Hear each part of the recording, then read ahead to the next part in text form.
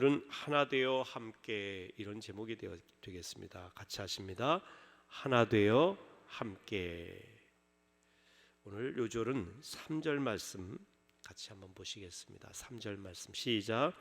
평안에 매는 줄로 성령이 하나 되게 하신 것을 힘써 지키라. 다시 한번. 평안에 매는 줄로 성령이 하나 되게 하신 것을 힘써 지키라. 평안에 매는 줄로 성령이 하나 되게 하신 것을 힘써 지키라. 이 말씀 기억하시기 바랍니다. 사도 바울이 쓴 서신의 특징이 있습니다. 전반부와 후반부가 있다는 것이죠. 전반부는 주로 이론적인 내용이에요. 교리적인 내용. 그런데 후반부는 실천적인 내용입니다. 이렇게 살라. 이런 교리적인 정신, 이론을 가지고 이렇게 살라. 에베소서 1장에서 3장까지는 교리적이고 이론적인 내용이에요. 근데 오늘 본문인 4장부터는 그러면 그런 이론을 가지고 이렇게 행동해야 된다는 실천적인 내용의 시작입니다. 그래서 오늘 본문을 시작을 4장 1절에 보면 그러므로 너희가 이런 이론적인 내용을 들었으니 그러므로 이제 이렇게 살라라고 말씀하시는 내용인데, 왜 이것이 중요하냐면 우리가 믿음에 대해서 아는 것도 중요하지만 믿음대로 사는 것이 궁극적으로 중요합니다. 그러니까 행함이 없는 믿음은 죽은 믿음이라는 것이죠. 그러면 에베소서에서는 우리가 어떻게 살라고 하는 이야기냐? 하나 되어 살라는 거예요. 서로 갈라지고 원수 맺고 미워하고 그렇게 살지 말고 하나 되어 살라. 3절에 그래서 평안에 매는 줄로 성령이 하나 되게 하신 것을 힘써 지키라. 하나님이 이렇게 말씀하십니다. 미국의 소설가 마크 트웨인이 기독교의 분열을 풍자하면서 이런 이야기를 했습니다. 누군가 개와 고양이를 한 방에 집어넣고 잘 지냈는지 실험해 보았습니다. 함께 잘 지냈습니다. 새와 돼지와 염소를 넣어 보았더니 약간의 적응 기간을 거치자 새도 돼지도 염소도 전혀 어울릴 것 같지 않은 이런 동물들이 잘 어울렸습니다. 이번에는 침례교인과 장로교인과 감리교인을 넣어 보았습니다. 이번에는 방 안에 살아남은 자가 없었습니다. 서로 싸우느라고. 교리 가지고 싸우고 교단 가지고 싸우고. 성령은 하나 되게 하시는 영입니다. 성령의 인도하심 따라 살면 교회도 하나 되고 개인도 가정도 서로 싸울 일이 없다는 거예요. 성경은 우리 보고 하나 되라고 말씀하시는 것이 아니라 이미 우리가 예수를 믿을 때 예수 안에서 하나 된 우리가 하나 된 것을 힘써 지키라, 그렇게 말씀하고 있어요. 우리는 분열되지 않았습니다. 이미 하나 되었어요. 힘써 지키시기를 주의 이름으로 축원합니다. 우리 교회에서는 더불어 큰 숲을 계속 강조하죠. 홀로 크는 거목이 되지 말고 더불어서 함께 숲을 이뤄가자. 왜? 이것이 성경이 우리에게 말씀하고 있는 바입니다. 하나님께서 태초에 만드신 에덴 동산, 그 동산은 숲이었습니다. 크고 작은 나무들이, 풀들이, 또 동식물이 함께 자라는 그런 곳입니다. 거기에 하나님께서 아담과 하와를 만드셨죠. 그래서 에덴 동산은 숲이에요. 홀로 크는 거목 한 그루 있는 곳이 아닙니다. 더불어 살도록 만드셨습니다. 이것이 하나님의 창조의 원리인 것입니다. 그래서 우리는 서로 다르지만 서로를 용납할 줄 아는 사랑이 필요합니다. 사랑은 용납하는 거예요. 하나를 유지하는 일은 쉽지 않습니다.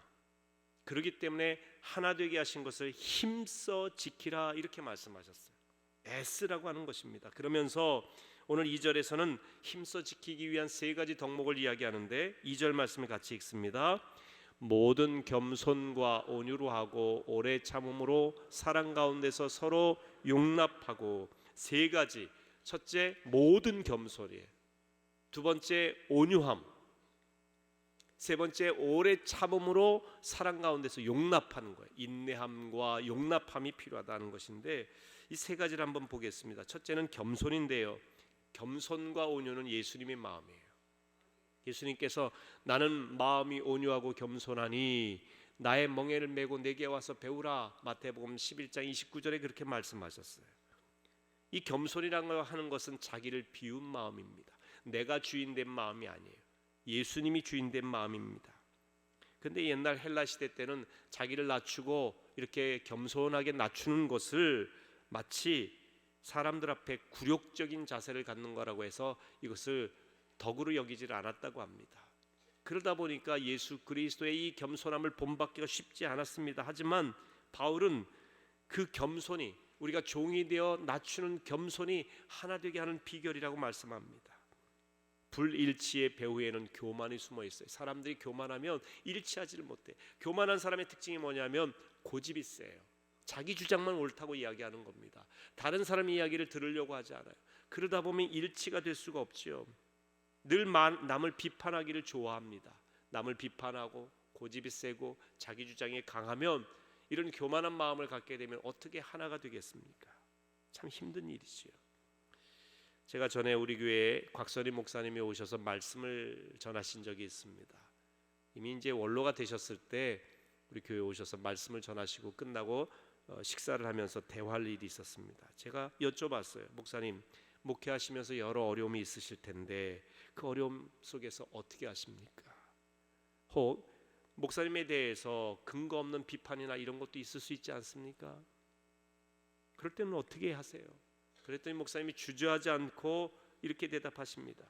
사실 저는 사람들이 비난하거나 비판하는 것보다 훨씬 나쁜 놈입니다. 나쁜 놈이라고 본인을 얘기하시더라고요. 그 정도 비난에 감사하다 생각하면 마음의 평강이 옵니다. 그러니 화낼 일도 없습니다. 그 사람하고 분열되고 갈등을 일으킬 이유도 없다는 거예요. 때로는 우리가 누군가 나에 대해서 비난하면 발끈하지 않습니까? 화내지 않습니까? 때로는 근거 없는 악소문을 퍼뜨리는 경우도 있습니다. 그런데 곽선희 목사님은 그럴 때 내 마음이라든지 내 본질적인 모습을 생각하면 나는 죽을 수밖에 없는 죄인인데 이보다 훨씬 큰 죄인이고 마음속의 생각은 훨씬 더 속물이니까 하나님 앞에 부족한 이 종을 이 정도 비판하는 것은 감사한 일이다. 마치 도인과 이야기하는 것 같아요. 겸손한 사람은 남의 비판에 분노하지 않습니다. 그러니 서운한 일도 싸울 일도 없지요.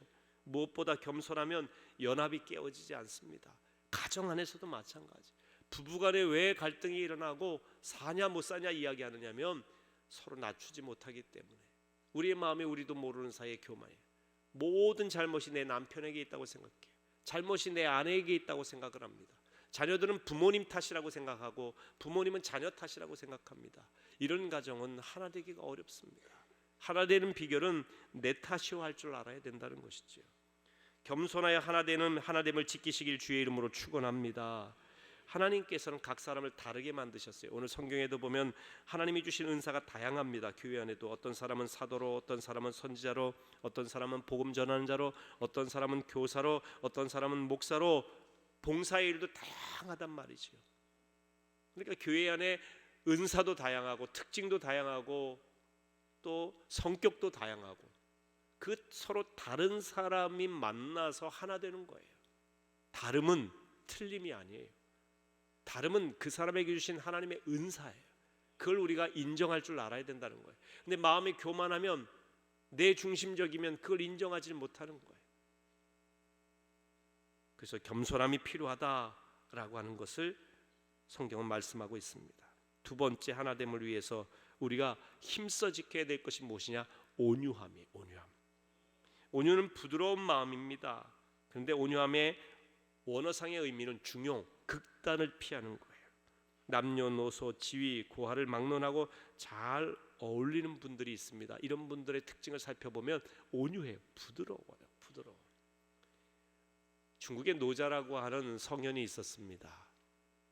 이 노자라고 하는 성현에게는 훌륭한 스승님이 계셨는데 연세가 오래되셔도 그렇게 인품의 훌륭함을 놓지 않으시고 많은 후학들을 기르고 그 시대의 많은 사람들에게 존경을 받았어요. 노자가 질문을 합니다. 스승님, 어떻게 이렇게 이 연세가 되도록 많은 분들에게 존경을 받고 그렇게 훌륭한 가르침을 주실 수가 있습니까? 참 인생을 살면서 어려움도 많고 세파에 시달리기도 하고 화낼 일도 많은데 제가 스승님을 모시면서 한 번도 화내신 걸 못 봤습니다. 인생을 어떻게 살아야 됩니까? 질문을 했어요. 그러자 그 연세가 많으신 스승님이 노자에게 이렇게 얘기하는 거야. 여보게, 자네의 손을 줘보게. 손을 들였더니 내 입안에 넣어보게. 그래서 스승님이 입안에 손을 넣어서 만져보게 하는 거예요. 뭐가 만져지나? 그냥 혀와 잇몸만 있고 치아가 하나도 없으십니다. 그래, 딱딱한 치아는 부드러운 잇몸이나 혀보다 먼저 사라지지. 그런데 부드러운 건 가장 마지막까지 남는 거야. 자네의 마음이 부드럽고 온유하면 오래오래 갈 수 있다네. 이렇게 이야기하더라는 거예요. 여러분, 우리가 딱딱하고 힘있고 주먹을 불끈 쥐고 때로는 힘있게 얘기하고 상대방을 제압하고 이 사람이 강한 사람 같아 보여요. 당장은 격투기 할 때도 힘이 있어서 상대방을 물리치고 누르고 때리고, 그리고 때로는 키가 크고 힘이 세고 돈이 많고 권력이 있고 이런 강한 사람이 이기는 것 같아요. 근데 성경도 그렇고 우리 인생도 그렇고 많은 우리 믿음의 선배들이 이야기하는 것은 온유함이 오래 간다는 거예요. 부드러워야 진짜 사는 거라는 거죠. 화내지 마세요. 가정에서도 그렇고요, 학교에서도 직장에서도 상대방이 나에게 근거 없는 비판을 하고 때로는 화를 내고 나를 억울하게 한다 할지라도 여러분의 마음이 주님 앞에서 나는 주님 앞에 더 부족한 존재인데 하면서 온유함으로 살아갈 때 그것이 하나됨을 지킬 수 있는 비결이고 그것이 하나님의 축복을 받는 그릇이 된다는 거예요. 목사님, 저는 억울한 거 절대 못 참아요. 그러신 분이 있어요. 억울한 분으로 생각하면 예수님처럼 억울한 분이 어디 있어요? 예수님은 하나님과 동등하신 하나님이신데 그 하늘 보좌를 포기하시고 이 땅에 억울하게 십자가에서 큰 고통을 당하고 죄 없는 예수님이 십자가에 못 박히셨어요. 예수님이 이렇게 말씀하실 거예요. 너희들 억울하냐? 억울한 걸로 따지면 내가 제일 억울하지. 그런데 그 억울함을 주님께서 온유함으로 겸손함으로 인내로 참으셨습니다. 예수님은 심지어 제자들이 배반하는 분노의 상황에서도 온유하셨습니다. 로마의 병정의 창과 칼 앞에서도 온유하셨습니다. 진노하지 않으셨어요. 사랑으로 섬기셨습니다. 시편 37편 11절에 이렇게 말씀하고 있습니다. 같이 읽어보겠습니다. 그러나 온유한 자들은 땅을 차지하며 풍성한 화평으로 즐거워하리로다. 온유한 자가 땅을 차지한다. 온유한 사람이 승리한다는 얘기예요. 분노하고 화내고 힘있는 사람이 땅을 차지하는 게 아닙니다.